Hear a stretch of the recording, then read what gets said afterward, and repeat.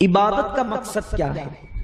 ہم نے روزے رکھے، تراویح پڑھی، نمازیں پڑھی، تسبیح، تحلیل، اور ساری زندگی ہمیں عبادت کرنا ہے، اس لیے کہ ہم پیدا ہی عبادت کے لیے ہوئے ہیں۔ تو عبادت کا مقصد کیا ہے؟ اللہ تبارک و تعالیٰ نے عبادت کا حکم کیوں دیا؟ کیا یہ رسم ہے؟ اللہ تبارک و تعالیٰ نے عبادت کا حکم کیوں دیا؟ یوں ہی دے دیا؟ نہیں، جب اللہ نے انسان کو ساری مخلوقات کا مخدوم بنایا، اس مخدوم کائنات کو اللہ نے عبادت کے لیے پیدا کیا، تو عبادت کا مقصد کتنا اہم ہوگا، عبادت کا مقصد کتنا قیمتی ہوگا، عبادت کا مقصد کتنا جو ہے وہ اہم ہوگا۔ اللہ اکبر! انسان عبادت کے مقصد کو فراموش کر چکا ہے اور مقصد کو بھول چکا ہے۔ میرے پیارے آقا صلی اللہ علیہ وسلم کے پیارے دیوانوں، ایک انسان کاروبار کرتا ہے، اس کے پیچھے مقصد ہے۔ ایک انسان سفر کرتا ہے، اس کے پیچھے مقصد ہے۔ ایک انسان کہیں آتا جاتا ہے، اس کے پیچھے مقصد ہے۔ انسان کسی کو دوست بناتا ہے، اس کے پیچھے مقصد ہے۔ تو پھر جب انسان کوئی کام بے مقصد نہیں کرتا، اور جو لوگ کام بے مقصد کیا کرتے ہیں وہ کامیاب زندگی نہیں گزارا کرتے، بے مقصد کام کرنے والے ناکام رہا کرتے ہیں۔ تو جب ہر کام کا ایک مقصد ہے، تو جس عبادت کے لیے اللہ نے انسان کو وجود عطا فرمایا، اس عبادت کا مقصد کیا ہے؟ تو آپ دیکھ لیں، جتنی عبادتوں کو اللہ نے بیان فرمایا، سب کے مقصد کو اللہ نے بیان کیا۔ آپ دیکھیں، نماز کا، روزے کا مقصد لعلکم تتقون، تاکہ تمہارے اندر پرہیزگاری پیدا ہو۔ نماز کیوں؟ تاکہ تمہارے اندر تقوی پیدا ہو۔ حج کیوں؟ تاکہ تم متقی بن جاؤ۔ زکوٰۃ کیوں؟ تاکہ تمہارے اندر خشیت ربانی پیدا ہو، مال کی محبت دل سے نکلے اور اللہ کی محبت دل میں بس جائے۔ کل ملا کر ساری عبادتوں کا مقصد ہے پرہیزگاری اور اللہ کا خوف اور خشیت ربانی۔ اسی لیے اللہ کے حبیب صلی اللہ علیہ وسلم سے پوچھا گیا، احسان کیا ہے؟ آقا کریم صلی اللہ علیہ وسلم نے فرمایا، ان تعبد اللہ کأنک ترا فإن لم تکن ترا فإنہ یراک۔ ان تعبد اللہ، کچھ لوگ صرف یہی سمجھتے ہیں، بلکہ کچھ اس کا ترجمہ یوں کر دیتے ہیں کہ جب تو نماز پڑھ تو اس شان سے کہ گویا تو خدا کو دیکھ رہا ہے۔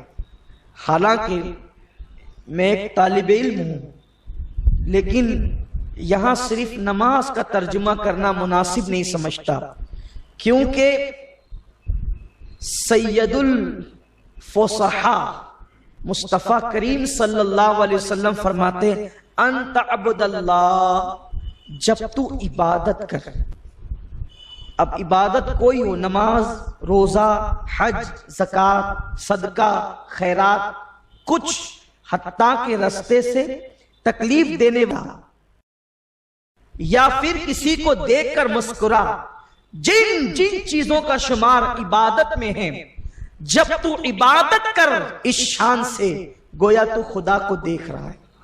اب صرف 5 وقت نماز ہی جو ہے ان تعبد اللہ کے جلوے نہیں دکھا رہی ہے، بلکہ تمہارے 24 گھنٹے اس تصور میں گزرنا چاہیے، کیونکہ مومن جو ہو تو مومن کا کھانا بھی عبادت ہے، مومن کا بیٹھنا بھی عبادت ہے، مومن کا لیٹنا بھی عبادت ہے، مومن کا سونا بھی عبادت ہے، مومن کی تجارت بھی عبادت ہے، مومن کی عیادت بھی عبادت ہے۔ ہر لمحہ سنت مصطفیٰ کے سانچے میں ڈھل جائے تو سبھی عبادت ہے۔ تو 24 گھنٹے مومن تیری کیفیت یہ ہو کہ گویا تو خدا کو دیکھ رہا ہے، اور اگر یہ کیفیت تیری نہ بن پائے کہ تو خدا کو دیکھ رہا ہے، تو یہ کیفیت تو تیری ہونی چاہیے کہ خدا تجھے دیکھ رہا، اللہ تجھے دیکھ رہا ہے۔ اب مومن کی عبادت کا مقصد یہ ہے کہ اس منزل پر پہنچایا جائے کہ اللہ تجھے دیکھ رہا، اور اللہ تو تجھے دیکھ ہی رہا، خدا تو تجھے دیکھ ہی رہا ہے۔ جن لوگوں کی عبادت کا مقصد یہ نہیں کہ خدا دیکھ رہا ہے، ان کی وہ عبادت نہیں ہے، وہ تجارت، وہ عبادت نہیں ہے، وہ تجارت۔ عبادت کرنے والوں کے چہرے پکارتے ہیں کہ یہ عابدین ہیں، یہ عبادت گزار لوگ ہیں۔ حیرت ہے وہ لوگ جو عبادت گزار تھے، واقعی عبادت گزار، جو اس تصور کے ساتھ کرتے تھے کہ اللہ مجھے دیکھ رہا، سارے گناہوں کی جڑ کٹ جاتی ہے اس ایک تصور سے کہ اللہ مجھے دیکھ رہا۔ جنہوں نے اس شان سے عبادت کی ہے، اللہ تبارک و تعالیٰ نے ان کے چہرے کو یوں بنا دیا، دیکھو تو خدا یاد آ جائے۔ اللہ کے نام لیوا یوں ہے جنہیں دیکھ کر خدا یاد آتا ہے۔ ہمارا تو حال ہی سارا معاملہ چوپٹ ہے۔ اقبال اسی کو پکارتے ہیں، کڑتے ہیں، فلسفہ رہ گیا تلقین غزالی نہ رہی، رہ گئی رسم اذاں روح بلالی نہ رہی۔ مقصد بھول گئے، مقصد فراموش کر گئے۔ کچھ لوگ کا حال تو یہ ہے کہ نمازیں 14 رکعت پڑھ جاتے ہیں، لیکن ان کو خیال تک نہیں ہوتا کہ میں کس کا نام لے رہا ہوں۔ زبان پہ اللہ کا نام آیا، دل میں خیال بھی نہ آیا اللہ کا۔ آپ غور تو کریں، یہ کوئی عبادت ہے؟ میرے پیارے آقا صلی اللہ علیہ وسلم کے پیارے دیوانوں، حضرت سید الطائفہ سیدنا جنید بغدادی رضی اللہ تعالیٰ عنہ کا دور ہے، اور یہ اپنے سلسلے قادریہ کے بہت جلیل القدر ولی ہیں، بڑے عظیم، جن کو سید الطائفہ کہا گیا ہے۔ بلکہ سرکار غوث العظم دستگیر ہمارے آقا جب ان کا نام لیتے تو ادب کے ساتھ آپ اپنی گردن کو خم کر دیا کرتے تھے۔ اتنے عظیم بزرگ سید الطائفہ سیدنا جنید بغدادی رضی اللہ تعالیٰ جس پر سلسلہ قادریہ ناز کرتا ہے، ان کا دور ہے۔ ایک مؤذن تھا، اس کی آواز بڑی سریلی تھی، وہ مینار پہ چڑھ کے اذان پڑھ رہا تھا۔ جب مینار پہ چڑھ کے وہ اذان پڑھ رہا تھا، آواز پھیل رہی تھی، ایک مجذوب اللہ والا وہاں سے گزرا۔ اس دیوانے نے زمین پہ پیر مارا اور کہا، یہ جسے پکار رہا ہے، یہ جسے پکار رہا ہے وہ خدا تو میرے قدموں کے نیچے ہے۔ بس یہ بات کہی دیوانے نے اور زمین پہ پیر مارا اور غصے سے آگے بڑھ گیا۔ بات حلق سے نکلی، خلق میں پہنچی، اس لیے کہ بات ہوتی ہے۔ جب بات کہی جاتی ہے تو وہ لوگوں کے درمیان تو عام ہوتی ہے۔ جب تک بات اپنے سینے میں ہے ہمارا اس پر مکمل کنٹرول ہے، جب وہ الفاظ کا روپ دھار کر کے باہر نکلتی ہے پھر انسان کا اس پہ کنٹرول نہیں ہوتا۔ اس لیے بڑے ہوشیار اور دانا لوگوں کی علامت مولائے کائنات نے یہ بتائی ہے کہ جو بولتے ہیں تو پہلے سوچتے ہیں پھر بولتے ہیں، اور نادان لوگ وہ ہیں جو بول کر کے سوچتے ہیں۔ ان لوگوں میں بنو، سوچ کر بولو، ان لوگوں میں نہ بنو، بول کر سوچو۔ اور اپنی زبان کھولنے سے پہلے یہ تصور کرو کہ آپ کے یہ جملے تیر کی طرح ہیں، تیر کے لگے ہوئے زخم جو ہے وہ مرہم سے شفایاب ہو جاتے ہیں، لیکن الفاظ کے زخم کبھی شفایاب نہیں ہوتے، بلکہ ہر لمحہ انسان کو بے چین کرتے ہیں۔ اور اللہ نے حکم دیا وَقُولُ قَوْلًا سَدِيدًا، جب تم گفتگو کرو اچھی گفتگو کرو۔ اگر کسی کو صدقہ نہیں دے سکتے تو کسی کی جھولی میں کچھ میٹھے بول ہی ڈال دیا کرو، اس لیے کہ میرے حضور کے پاس جان کے دشمن بھی آتے تو میرے مصطفیٰ کریم صلی اللہ علیہ وسلم ایسی بات کرتے کہ یوں لگتا کہ لبہائے اقدس سے الفاظ نہیں نکل رہے ہیں، جیسے جنت کے درخت سے پھولوں کی بوچھار ہو رہی ہے۔ وہ میرا آقا سید المرسلین صلی اللہ علیہ وسلم کا انداز تھا۔ کہنے والے نے کہہ تو دیا کہ جس کو یہ پکار رہا ہے وہ خدا میرے پیروں کے نیچے ہے۔ سننے والے بھی سنتے ہیں، سمجھتے نہیں، آدھی ادھوری سن کر اڑا دیتے ہیں۔ ایسا ہی کچھ ہوا، اس لیے کہ کہنے والا سوچ کر کہے اور سننے والا سن کر سوچے۔ بہت اہم جواہر پارے پیش کر رہا ہوں سنجیدگی کے ساتھ۔ کہنے والے کے لیے یہ حکم ہے سوچ کر بولے، پہلے سوچے پھر بولے، اور سننے والے کے لیے پہلے سنے پھر سوچے۔ کہنے والا سوچے بغیر بولنے لگا اور سننے والا بغیر سنے سوچنے لگا۔ ابھی بات پوری بھی نہیں سنتا کہ خود ہی سوچنے میں پڑ جاتا ہے، اس کا معنی کیا ہے؟ پوری سن تو صحیح۔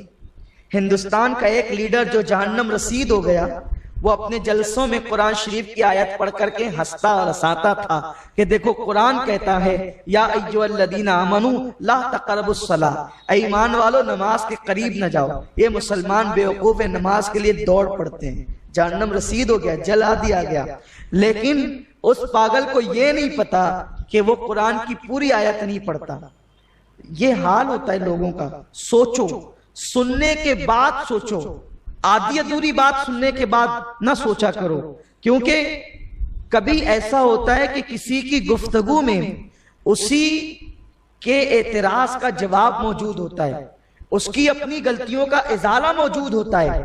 بہرحال لوگوں نے سنا، اڑا دی، پورے بغداد میں ہنگامہ۔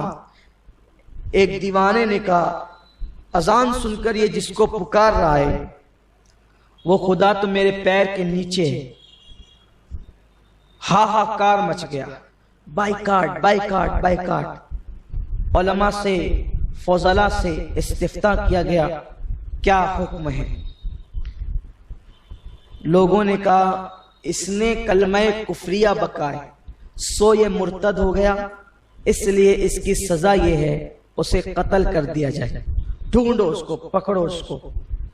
ظاہر سی بات ہے اسلامی حکومت تھی، مفتیان کرام کا فتویٰ تھا اور غریب کو پکڑ لیا گیا تھا، لیکن ان علماء میں ایک ایسا عالم بھی تھا کہ جس کی نظر کتاب کے ساتھ دل پر بھی تھی۔ یہ بہت خاص بات ہے، کتابوں پر نظر تو سب کی ہوتی ہے، علماء ربانیین وہ ہے جو کتاب کے حروف کے ساتھ دل کے تاروں پر بھی نظر رکھتے ہیں، اور انہی کو علماء ربانیین ہونے کا شرف حاصل۔ سیدنا امام اعظم ابو حنیفہ نے اپنے بیٹے سے کہا میرے بیٹے ایک نصیحت ہے تیرے لیے، کبھی کسی سے مناظرہ مت کرنا۔ بیٹا بیٹا ہوتا ہے، جو کوئی نہیں کہہ پاتا وہ بیٹا کہہ دیتا ہے۔ بیٹے نے کہا ابا کالی داڑھی سے سفید داڑھی ہو گئی مناظرے کرتے کرتے، اور آپ مجھ سے کہتے مناظرہ نہیں کرنا۔ فرمایا بیٹے ہم مناظرہ کرتے ہیں گرتوں کو سنبھالنے کے لیے، تم مناظرہ کرتے ہو نیچا دکھانے کے لیے۔ مقصد نیچا دکھانا نہیں، مقصد مناظرے سے لوگوں کو سنبھال لینا۔ جب لوگوں کو سنبھالنے کے لیے مناظرے کیے جاتے تھے تو معتزلی سنی ہوا کرتے تھے، مامونی خلق قرآن کے فتنے سے توبہ کیا کرتے تھے، اور جب سے مناظروں کا مقصد علمی عبقریت دکھانا ہو گئی اللہ ماشاءاللہ، تب سے مناظروں کا مقصد ہی فوت ہو گیا۔ اللہ ہمارے حال پر ہم سب کے حال پر رحم فرمائے۔ تو کتاب کے حروف پر نظر کے ساتھ دل پر نظر ضروری، اور یہ منصب کب ملتا ہے؟ یہ مولانا روم سے پوچھو۔ مولوی ہرگز نہ شد مولائے روم، تا غلام شمس تبریزی نہ شد۔ مولوی اس وقت تک مولائے روم نہیں بنتا جب تک کوئی شمس تبریز کی طرح اسے آقا نہ مل جائے، جب تک شمس تبریز کی غلامی نہ ہو، کوئی وقت کا شمس تبریز ہاتھ نہ آئے، اس وقت تک مولوی مولائیت کے درجے پہ نہیں پہنچتا۔ تو وہ بیچارے جن لوگوں نے قتل کے فتوے دیے تھے عجلت میں، شاید ان کے نزدیک انہیں ان لوگوں کو کوئی جنید بغدادی کی طرح، جیسے جنید بغدادی کو زندہ دل پیر ملا تھا، اسی طرح شاید ان لوگوں کو ایسا کوئی شیخ نہ مل سکا ہوگا۔ انہوں نے عجلت کی، چونکہ حضرت جنید بغدادی بھی بہت بڑے علم والے تھے، تو لوگوں نے کہا سید الطائفہ سے تو پوچھو کہ اس کے بارے میں حکم کیا ہے۔ سید الطائفہ جنید بغدادی کے پاس مسئلہ آیا، آپ نے فرمایا مجھے وہاں لے چلو جہاں اس دیوانے نے پیر مارا تھا. دیکھیے یوں نہیں کہ سوال آیا لکھ دیا. فرمایا سوال رکھو، پہلے یہ بتاؤ کہ اس نے کہاں پیر مارا تھا، اس کے پیر مارنے کا مقام کہاں تھا. لے گئے لوگ. آپ نے فرمایا اس کو کھودو. جب کھودا تو وہاں پیسے اور جواہرات نکلے. آپ نے فرمایا مؤذن کو بلاؤ. مؤذن بلایا گیا. فرمایا اللہ کی عزت کی قسم دے کر تجھ سے پوچھتا ہوں، جب تو اذان دے رہا تھا تو تیری نیت کیا تھی، تیرا مقصد کیا تھا، کس مقصد سے تو اذان پڑھ رہا تھا؟ جب مؤذن کو اللہ کی قسم دی گئی تو اتنا تو اس میں ضمیر زندہ تھا کہ اس نے حق کو اگل دیا اور کہا کہ میری آواز بڑی سریلی ہے. مینار پہ چڑھ کر اذان دینے کا مقصد یہ تھا کہ جب میری اذان بغداد کے تاجدار اور مالدار سنیں گے تو میری جھولی کو جواہرات سے بھر دیں گے.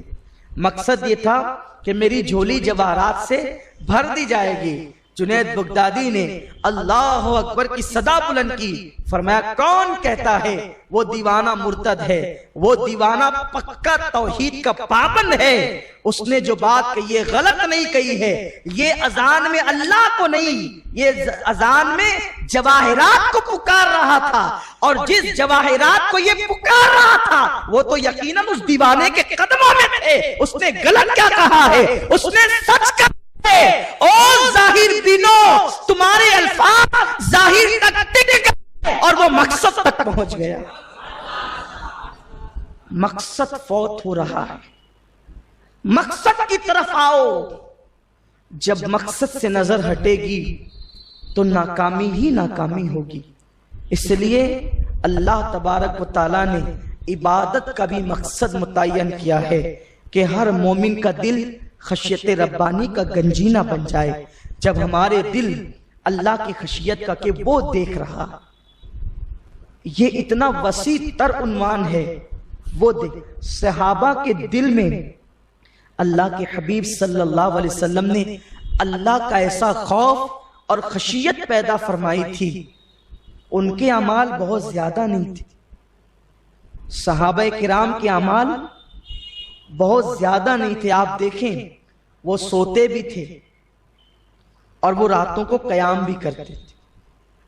آپ بعد کا جو دور دیکھیں گے نا تو عبادتیں زیادہ ملے گی آپ. جیسے خود دیکھیں آپ سرکار غوث پاک عشاء کے وضو سے 40 سال تک فجر کی نماز پڑھتے ہیں. بظاہر یہ عمل آپ کو کسی صحابی کی زندگی میں نہیں ملے گا. آپ دیکھ لیں، میرے کہنے کا مقصد یہ نہیں ہے کہ غوث پاک کا مرتبہ صحابی سے بڑھ گیا، قطعاً نہیں، قطعاً نہیں، قطعاً نہیں، یقیناً نہیں. کوئی بھی غیر صحابی سے بڑھنا تو دور کی بات، صحابی کے برابر نہیں ہو سکتا. ایک مرتبہ خود حضور غوث الاعظم دستگیر سے کسی نے کہا کہ امیر معاویہ رضی اللہ تعالیٰ عنہ نے خلافت راشدہ کو ختم کر کے ملوکیت کی بنیاد رکھی، اور ان کی زندگی میں کچھ ایسی اتنی کرامتیں نظر نہیں آتی، لیکن آپ کی زندگی میں کرامت بارش کی طرح برستی نظر آتی ہے. تو کیا آپ کا مرتبہ امیر معاویہ سے بڑا ہے؟ سرکار غوث الاعظم دستگیر فرماتے ہیں امیر معاویہ جس گھوڑے پر بیٹھ کر، یہ کون کہہ رہا ہے؟ علی کا وہ بیٹا کہہ رہا ہے جس کا علی کا بیٹا ہونے میں شک ہی نہیں، جس کے شجرے پر اہل شجرہ کبھی شک بھی نہیں کر سکتے، جن کے شجرے مشکوک ہیں، جن کی پیدائش متا کے ذریعے ہوئی ہے، ان کی تو کوئی بات ہی نہیں کرتا، ان کی تو کوئی بات ہی نہیں کرتا. وہ اہل بیت کا دشمن ہوگا جو حلالی نہ ہوگا، اور وہ صحابہ کا دشمن ہوگا جو متا کی پیداوار ہوگا. تو علی مرتضیٰ کا بیٹا جس کے علی کے بیٹے ہونے میں شک نہیں، وہ کہتے ہیں کہ جس گھوڑے پر بیٹھ کر امیر معاویہ جہاد میں جاتے تھے، میں اس گھوڑے کے تاپ سے لگنے والی دھول کے برابر بھی نہیں ہوں. یہ غوث العظم دستگیر، اور دلیل دیتے ہیں کیا تم نے قرآن نہیں پڑھا؟ اللہ تبارک و تعالی صحابہ کرام کے گھوڑوں کی ٹاپوں کی لگی ہوئی دھول کی قسم قرآن میں یاد فرماتا ہے، محبوب جو تیرے ساتھ جہاد کے لیے نکلے ہیں ان گھوڑوں سے لگنے والی دھول کی قسم، ان گھوڑوں کی ٹاپ سے لگنے والی دھول کی قسم۔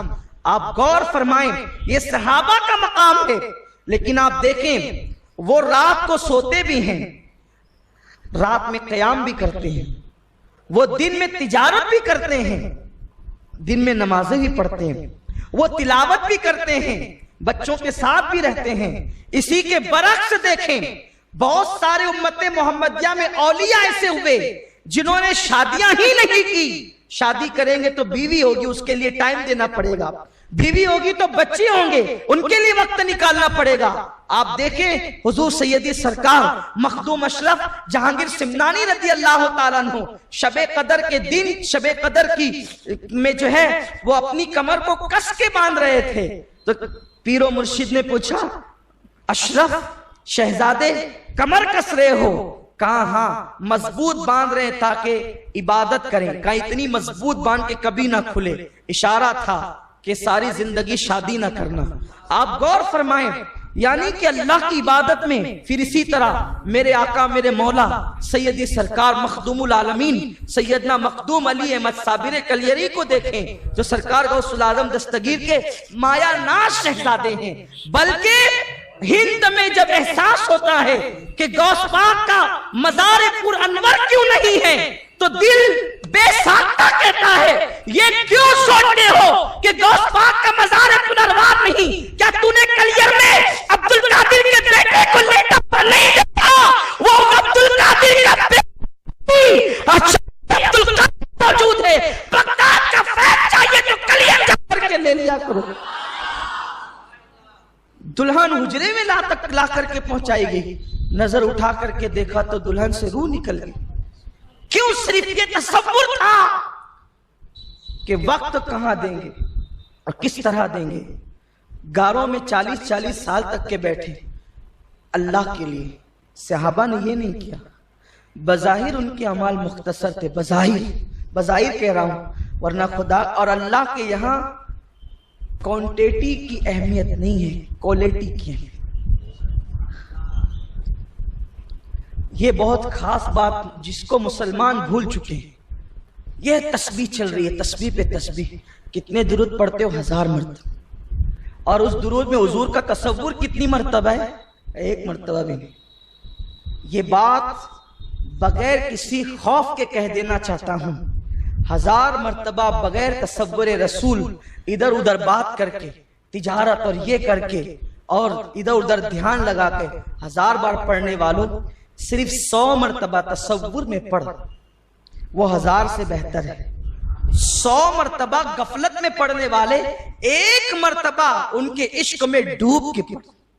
آقا خود فرماتے جو روا روی میں درود پڑھتے ہیں انہیں فرشتے لاتے ہیں، اور جو عشق میں ڈوب کر پڑھتے ہیں وہ میں خود سنتا ہوں۔ تو مقصد فوت ہو رہا ہے، تو اللہ کے یہاں جو ہے وہ کوانٹیٹی کی اہمیت ہے، اور اللہ کے یہاں کوالٹی کی اہمیت ہے، کوانٹیٹی کی نہیں۔ تو صحابہ کرام کے اعمال بظاہر بڑے مختصر تھے، لیکن اس کے اندر مقصد عبادت موجود تھا، عبادت کا مقصد موجود تھا۔ اسی لیے آقا نے فرمایا، بخاری شریف کی حدیث ہے کہ میرا صحابی مٹھی بھر جو خیرات کرے، تو صحابی کے مٹھی بھر جو خیرات کرنا غیر صحابی کا احد پہاڑ کے برابر سونا خیرات کرنے سے بہتر ہے۔ آپ مجھے بتائیں آخر اس مٹھی بھر جو میں کیا سرخاب کے پر لگے تھے؟ وہ مٹھی بھر جو کیا عرش پہ اگتے تھے؟ وہ مٹھی بھر جو کیا آسمان سے برستے تھے؟ وہ بھی تو کھیتی ہی کے جو تھے، وہ بھی تو زمین ہی سے نکلتے تھے، اس کو بونے والا بھی تو کوئی کسان ہی تھا، اس میں بھی تو کھاد ہی پڑتی تھی، وہ بھی تو پانی سے ہی نشو پاتے تھے۔ پھر ان جو میں کمال کیا تھا؟ کمال جو کا نہیں تھا، کمال ان دینے والی مٹھیوں کا تھا، اور جن مٹھیوں میں جو تھے کمال ان مٹھی والے دلوں کا تھا کہ عبادت کے مقصد میں نظر تھی تو وہ مٹھی مت جاؤ، احد پہاڑ جو 16 خیرات کیا جا رہا ہے اس پر بھاری بھرکم ثابت ہوتے تھے۔